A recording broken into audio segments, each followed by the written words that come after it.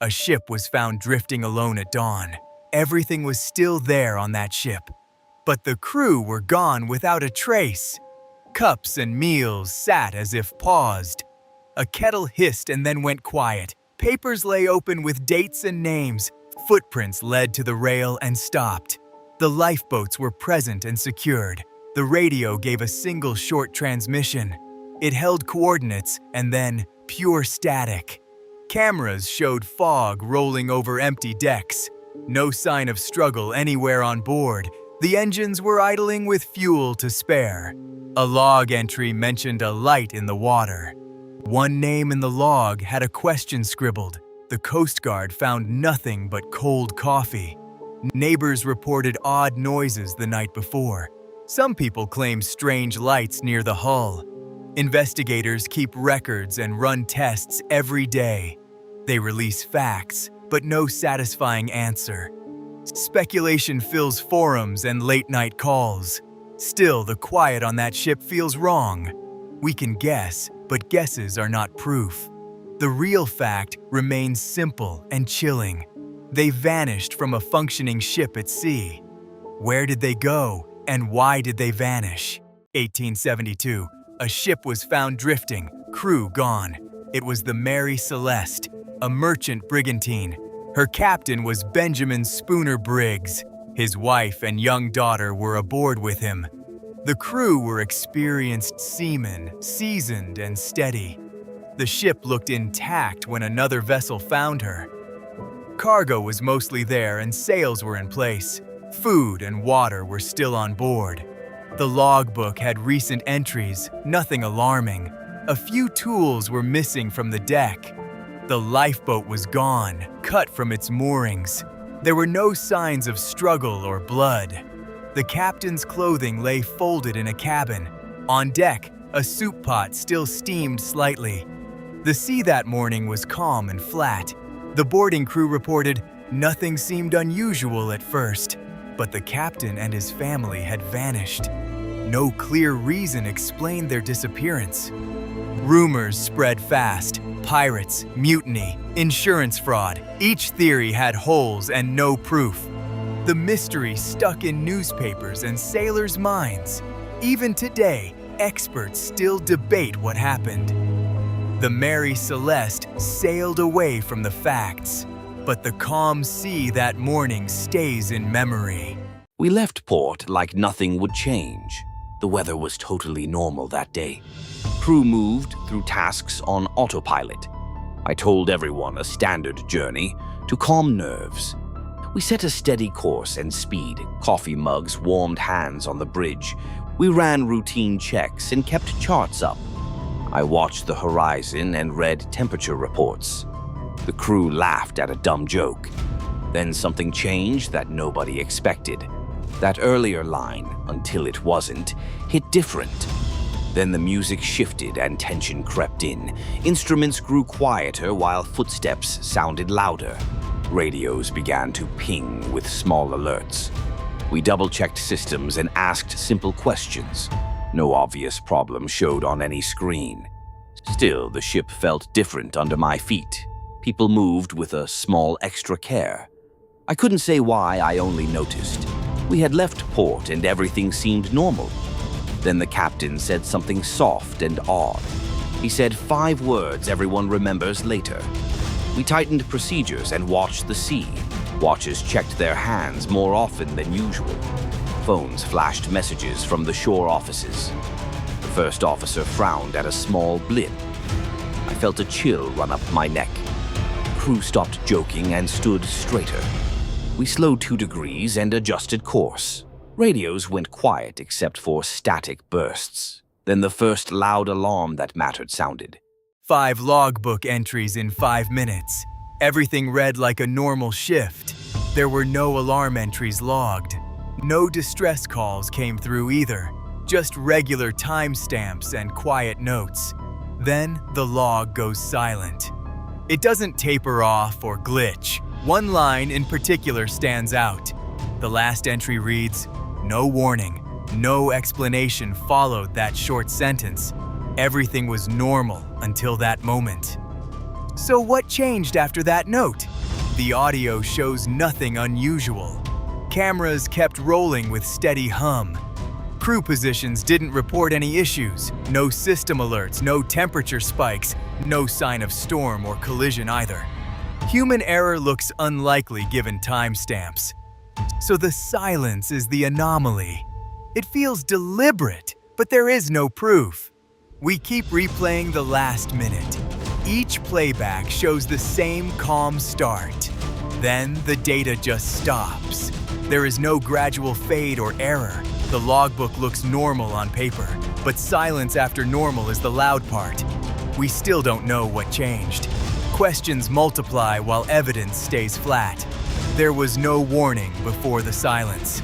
Subtle music builds tension under the quiet. Nobody answered the channel afterward. One ship. No response to every call. The radar blinks and tells us it's there. We slow the engines. The deck smells like cold metal. The radio stays dead. We tie the boarding lines. One by one we climb over the rail. The night is thin and sharp. Our boots sound loud on their deck. No dogs, no lights, no sign of heat. The cabins yaw like empty mouths. Cabinets are open. Coffee cups wait. Nothing moves. The galley is cold to the touch. A cup still holds a ring of dried coffee. Papers flutter in a draft. We call out names. Our voices feel small. Wind is the only answer. It whistles through broken glass. A child's sticker clings to a locker door. A calendar shows last month. The engine room is quiet and clean. Gauges rest on 0. The map table is spread with plotted lines. Fingers trace weathered ink for no one. We gather in the wheelhouse. No captain sits at the helm. For a long minute, we just listen. The wind keeps time. Frost coats the rail. Our breath fogs the air. We check cabins one more time. No footprints lead off the ship. Only water beads on the deck. A life vest floats face down. The logbook stops mid-entry. A name is written, then interrupted. We look at each other. Nobody knows what to say. The ship is perfectly intact and strangely quiet. No hull breaches or visible battle damage here. The sails still hang full and functional. Ropes sit coiled like no storm happened. The galley smells like it was just used. Cups on tables show no signs of rust. Maps lie open with recent course markings. Gloves and boots rest by the ladder. There are no personal notes or frantic marks. No blood, no broken glass, and no fire. Radios are quiet, instruments powered but unmanned. A logbook page ends mid-entry. The handwriting stops without explanation or pause. We ask the same stupid question out loud. Why would an entire crew leave? Where did they go so suddenly? Did they abandon ship to save themselves? Or did something take them right away? Nothing explains this sudden, baffling abandonment. That first impression clings like wet salt. Anchors still set, chain tensioned and taut. The clock on the mast shows noon. Shadows suggest a recent sun angle. A small pocket knife lies under a chart. Children's drawings are taped to the bulkhead. No footprints lead off the gangplank. The dinghy drifts empty, tied with care. We look for rational answers and find none.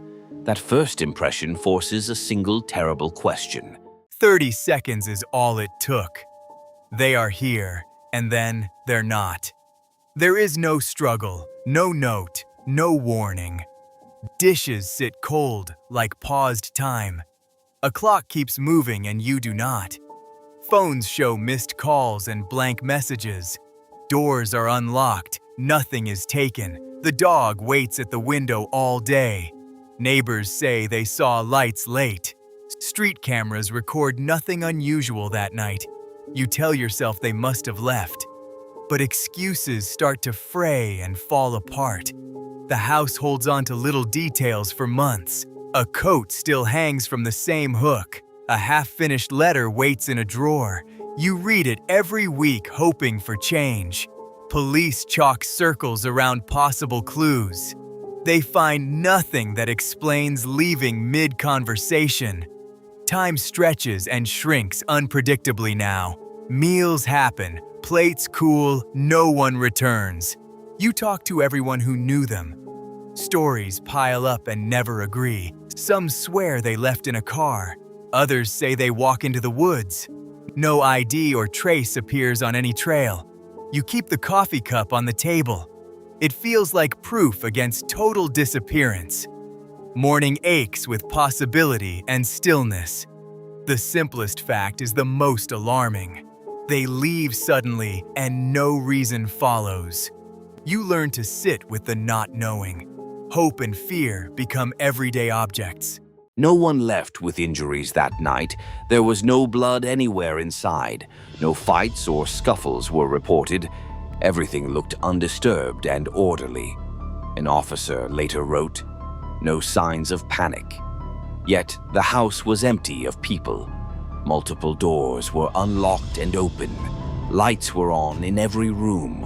Coffee sat cooling on the counter. Bowls still had half-eaten cereal. Phones lay on tables, screens lit. Keys sat on the hallway table. Clothes were folded on the couch. Shoes lined up by the door. No sign anyone fled in panic. No drag marks across the floors. There was no overturned furniture anywhere in sight. Pets were fed and calm. A calendar was on today's date. Mail sat stacked on the table. The clock stopped at 10:30. Windows were intact and locked. The heater hummed as usual. Nothing in the house screamed for help. So what made them go outside? No one saw a struggle occur. Neighbors reported normal noises before.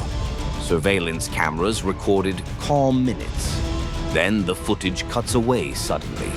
Phones show messages left unanswered. The message said, "We need to talk."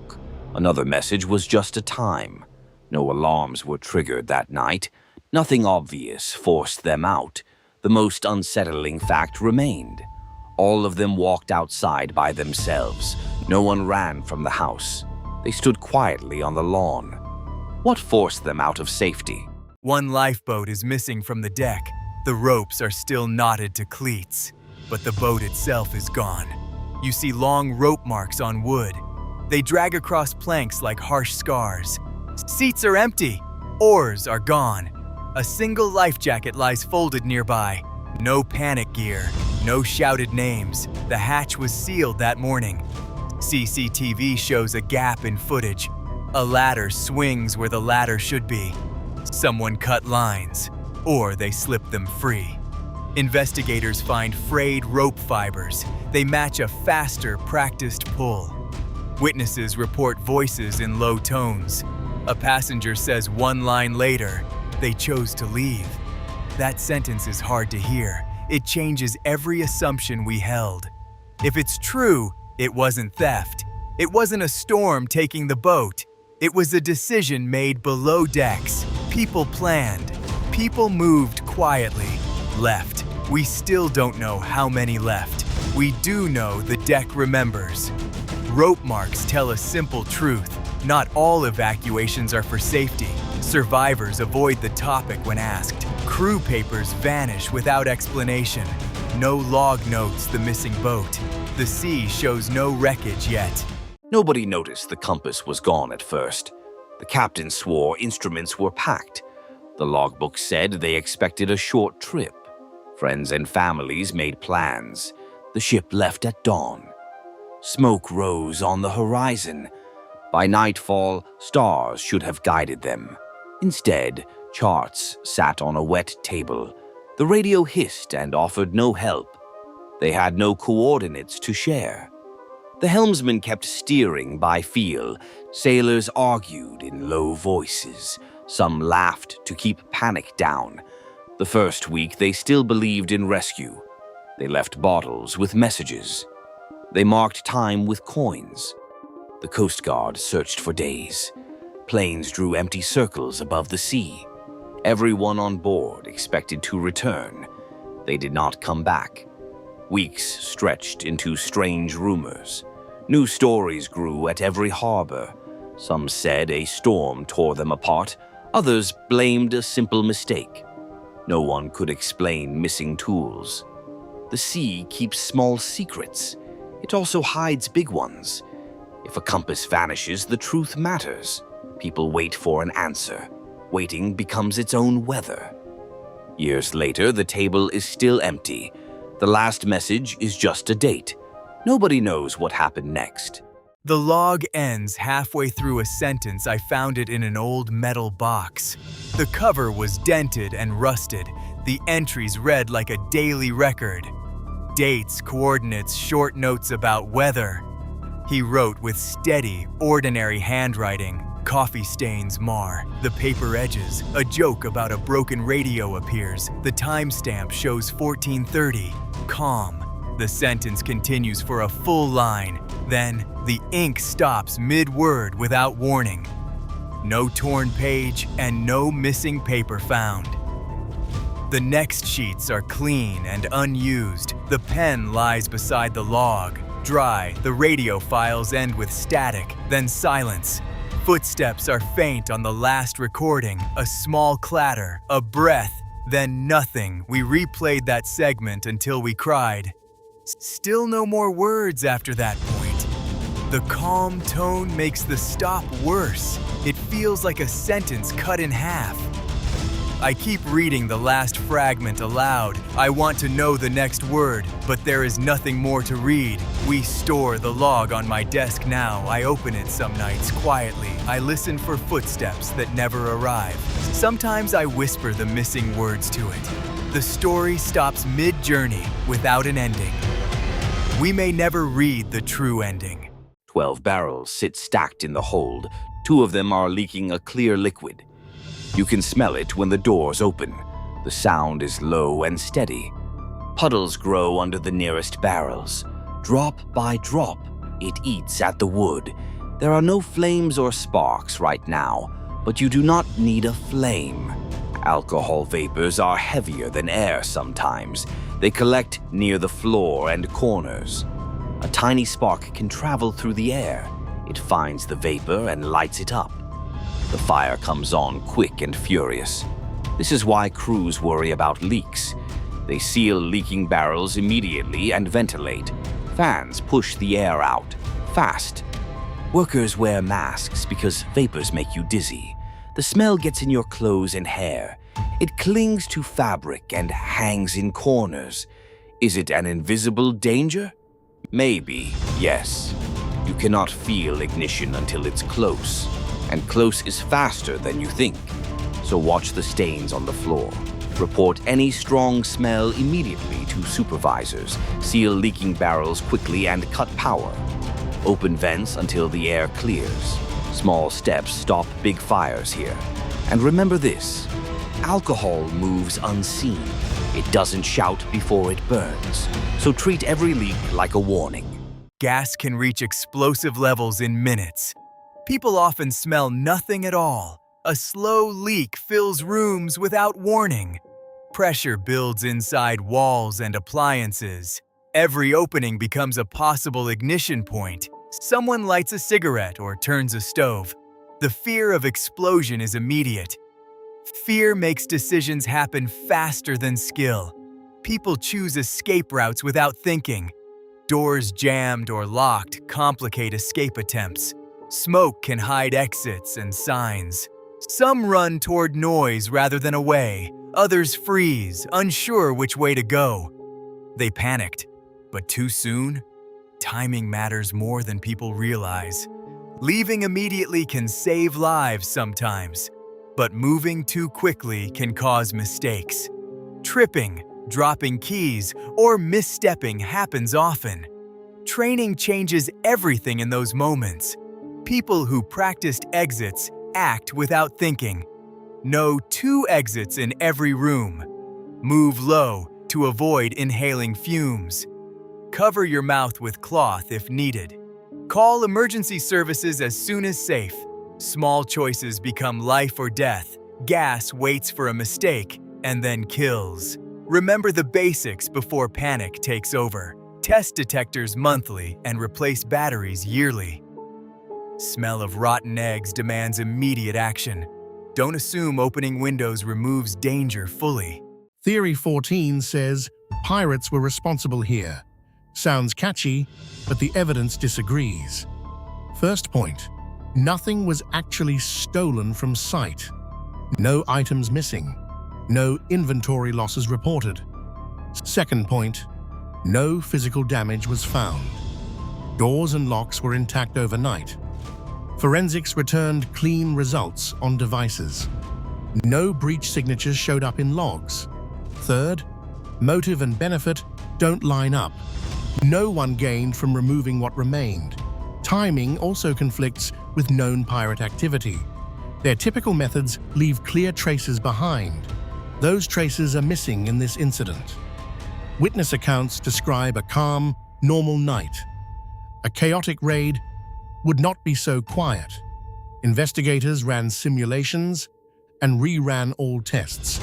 Every result pushed piracy further down the list. Calling piracy now feels like a filler answer. It's a hypothesis, but a weak one. We need theories that actually fit evidence. Look at access logs, insiders, and timestamps. Recheck footage and question discrepancies again. Don't force a dramatic story onto facts. For now, piracy doesn't fit this case. Keep investigating. Let the evidence decide. If new proof appears, change the theory. But guesswork won't solve this mystery. Stay curious, stay disciplined, not dramatic. Mutiny gets people clicking more than facts. But the evidence says something different. First, there was no struggle reported on board, no signs of fighting, and no weapons drawn. Second, the crew stayed loyal under stress. Logs show routine check-ins and calm replies. No frantic messages or hidden late-night meetings. Third, who benefits from a mutiny here? No clear beneficiary emerges from the events. Mutiny would risk everything with little gain. The chain of command held steady that night. Orders were followed and missions continued on schedule. Investigators found no proof of a plotted takeover. Instead, human error and bad timing fit better. Conspiracy theories spread far and fast online. Calm facts take time to sink in. So is mutiny the answer? Probably not. Look at timelines, loyalty, and motives first. Eyewitness accounts matched official reports almost exactly. Cameras recorded normal patterns, no secret meetings. Medical checks found stress, not violent injuries. A few disagreements occurred, but nothing became violent. Leadership kept clear, heads under pressure. That matters much more than dramatic rumors. If you want the truth, check primary sources. Don't let noise drown out plain evidence. Mutiny theory makes a good story, though, but stories aren't the same as proof. For now, mark mutiny as unlikely. Keep asking questions and keep checking the records. At 2200 AOS, something changed in the room. No alarms, no warnings, just silence. My skin prickled for no clear reason. It was fear without a cause. Not a memory, not a dream, just an emptiness that felt like pressure. 10 minutes later, I made a choice. A sudden decision I cannot fully explain. I left the door open, walked outside. The air smelled ordinary. Normal sounds filled the street. Still, my feet kept moving faster. I called someone I hardly speak to. I told them things I never planned. We spoke in short bursts, no long explanations. Later, I watched the sky for a while. The clouds seemed ordinary. Nothing remarkable happened. Yet the choice stayed with me all night. It felt like a pulled thread. Every small act untied itself after that. Look back now and I still wonder. What pushed me was neither logic nor fear. It was something else. hard to name. Something we don't understand, I said later. That phrase settled in my mouth. It felt true and oddly comforting. Decisions sometimes come from a place we ignore. Trust those moments, but check them too. The unknown nudged me. I followed, and life bent a little afterward. 3 crew members vanished from a ship. The crew was never found, anywhere. The ship stayed afloat and kept moving. No mayday call, no broken hull, no collision report. They left and vanished without a trace. Search teams combed the sea for weeks. Planes scanned while ships circled, and dogs tracked nothing. No sign on cameras, no witness statements. The logbook ended with an ordinary entry. One line said, "They left and vanished." That quote haunted investigators for months. Everyone asked the same question about reality. Did something take them? Did they leave intentionally?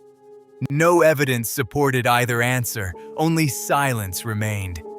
People made stories, and some said a storm took them. Others blamed strange lights seen on the horizon. A few whispered about equipment failures nobody could explain. The ship itself carried on, decks empty and quiet. People kept pointing at that fact because it didn't fit. So what do you think happened on that night? Tell me your theory in the comments below. Pause here and picture the empty decks. Family members still wait for answers every year. The ship's log is locked away in an archive. Music slowly fades out under the last words.